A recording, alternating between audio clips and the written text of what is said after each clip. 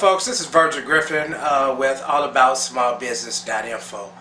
Recently, I posted a comment up on my Facebook page, and a friend of mine responded, and it kind of disturbed me with what their response was. The post I put up read, becoming wealthy is not a matter of how much you earn, who your parents are, or what you do. It's a matter of managing your money properly.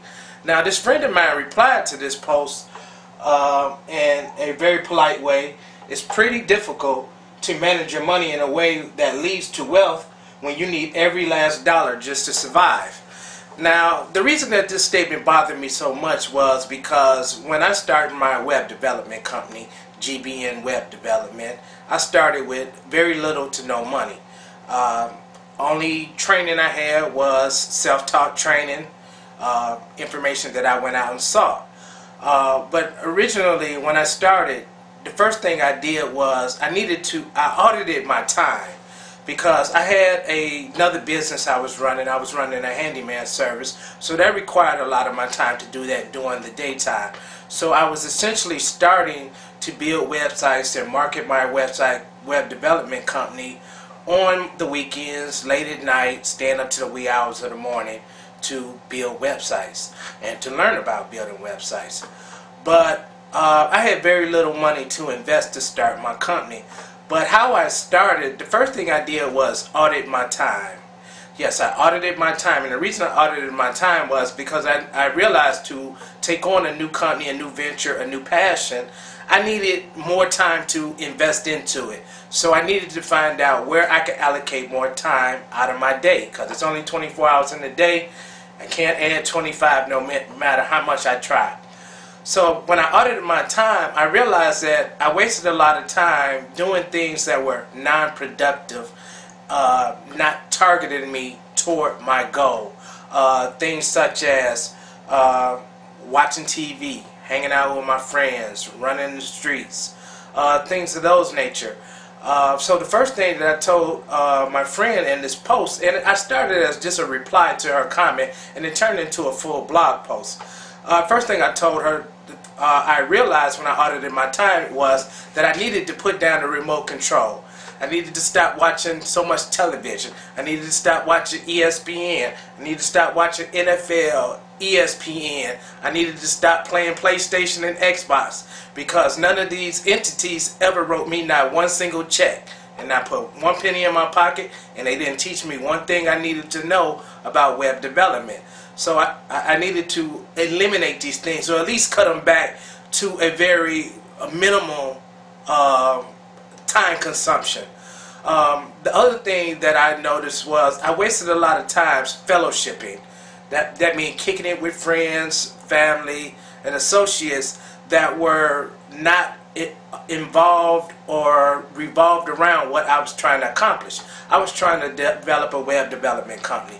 In order to do that, I needed to be around other business people, other people who are into web development, other people that were into online marketing and things of that nature. Yes, it's nice to fellowship, but if you're the only one in your circle that's an entrepreneur or in your particular field, it's hard to get motivation, get advice, get assets that you could use from these other people. So the main thing I've told her when it came to fellowshipping was to limit your fellowshipping with people that were non-productive to your goal, and to expand your circle to be around people that were more productive to what you were trying to accomplish. So if you were the only person in your circle that was an entrepreneur, how could anybody else in your circle, relate to you, expound on what you're doing? Most of my friends are 9-to-5 people, career people in the union, work for the government, police, things of that nature. So, they don't know about an entrepreneur. They know about a 9-to-5, collecting a check, depositing their money in their 401k. That's not the route I chose. I chose to go a different route. I chose to be an entrepreneur where I could determine my own success, my own growth, and my own future by setting my own place and plan. The next thing that I realized that I needed to do when I decided I wanted to start my company was to educate myself. Now, being on a limited budget, not having money to invest to go to a school, and not having money and time to really enroll in a long-term program. You see programs on TV all day. Now they do offer some valuable information, but I'm a to do it yourself type person, and I honestly believe that if you want to learn something, you can find that information, and generally you can find that information for free. A friend of mine, an associate that was an entrepreneur, had been an entrepreneur for many years before me, gave me a tip and advice on getting free information on educating myself. She suggested that I go to Borders or Barnes and Nobles, you know, buy me a beverage, pick up a book and a magazine and read it. Take notes. You can sit there as long as you want, read as many books as you want, and take as many notes as you want, and get all the free education that you want. Now, the flip side to that, if you try to do it the traditional way, you're going in there buying these books, and these books are ranging anywhere from $15 to $50 a piece. Well, that's kind of costly. And so being on a limited budget, it was more advantageous for me to take her up on this advice. Go to these bookstores that allowed you to come in and bring your laptop, bring a notepad, and read the books and stuff while you were there. So that was one great free resource to educate myself on the field that I was pursuing to get into. Another great free college you can go to, I call it the College of YouTube University. So if you're watching this video, you're probably watching it on YouTube or one of the other video networks. There is so much information out there on the internet. Believe me, many of the things that you want to know or you want to do, people have already done it and have put it up on YouTube. They've shot videos about it. And if you run across a particular industry or passion that you have and there is no video up on YouTube, I suggest that you put one up on YouTube about it. And then you can reap the rewards of being the first one that is a professional in that field that has information about that field. The internet is all about information. We live in a act right now, immediate response society. People want everything right now, and the internet is the fastest way for them to obtain that right now, I need it right now feeling. So if you post that information up on YouTube, you know, a lot of people that are into your niche or your field will perhaps view your video and come to you for more information about that source that you've published up on the internet. Another thing that I use tremendously, and I still use it to this day as my primary source of web development research, is Google. Google, everybody knows about Google. Everybody knows how fantastic Google is. But if you learn how to appropriately use search terms and varying search terms, you can find a lot of the information you need on Google. Sometimes you might have to run the same question 3-4 different ways to find the information you need, but the information is invaluable. It's a shortcut to learning and getting the information you need to proceed and progress. The other thing I did when I was starting my company, and remember, all these things that I'm telling you were done with very little to no money. The other thing that I did was invaluable was I wrote a working business plan. Now this essentially was a 1 to 2 page document, handwritten, and the reason I call it a working business plan was because it was not written to obtain financing.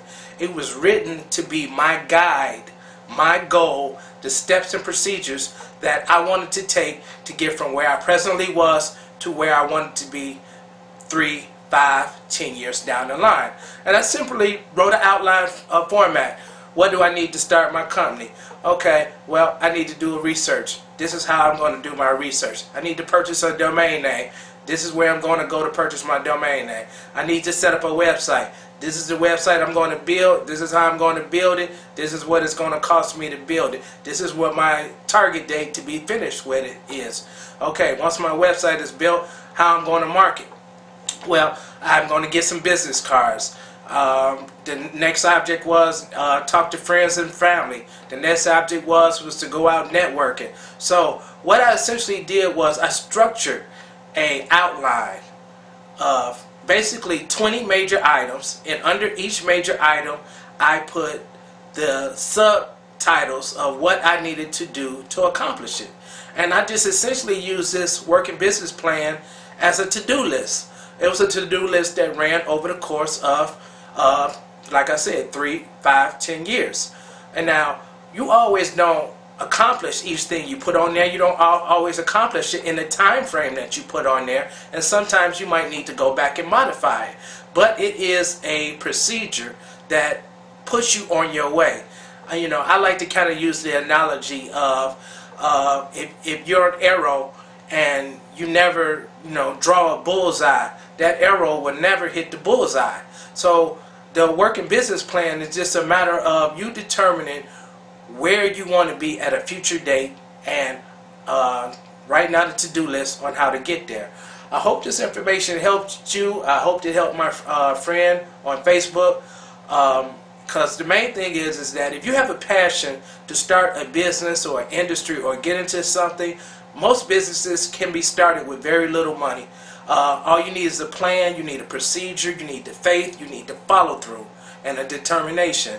So hopefully you can take this information, apply it to your own situation. If you have any questions about this or any more details about how I started my web development company, feel free to shoot me an email.